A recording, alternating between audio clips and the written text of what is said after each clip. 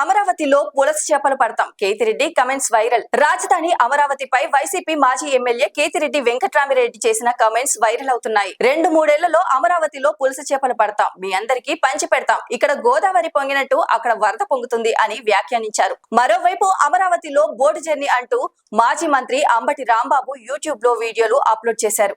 మీ గోదావరి నది ఏ విధంగా ఉందో అది పొంగి పొర్లుతోంది అక్కడ అమరావతిలో. మీకు మాత్రమే సొంతమవుతుంది అనుకున్న పులస రేపొద్దున ఖచ్చితంగా 2-3 సంవత్సరాల్లో మీరు అమరావతిలో చూడబోతున్నారు. అప్ స్ట్రీమ్ కి ఇవ్వబోతున్నాయి. అదే పులసలను మీకు అమరావతి దాంట్లో మీకు పట్టించి మీ అందరికి ఇవ్వబోతున్నాం. జెండా ఎగిరేసిన వాళ్ళే దేశభక్తులని. ఈ కూటమి దానిలో ఏ విధంగా ఉందంటే, కూటమికి జై జై అంటే దేశభక్తులు, కూటమిని గన ప్రశ్నిస్తే దేశద్రోహుల్లాగా నిలబడుతున్నారు. దేశభక్తి అనేది జెండా ఎగరేస్తేనో లేకుంటే దాని మీద ఆ రోజు చాక్లెట్లు పంచుతూనే ఉండదు. ఈ దేశం యొక్క సమగ్రతకు ఇక్కడున్న దానిలకు ఐక్యంగా పోరాడినప్పుడే ఉంటుంది. ఈ రోజు దేశభక్తి ప్రజాస్వామ్యం గురించి మాట్లాడుతున్న వీళ్ళు కోర్టు ఆర్డర్ని ఎందుకు ఇంప్లిమెంట్ చేయడం లేదు మాట్లాడే వాళ్ళందరూ ఆలోచించుకోవాలి.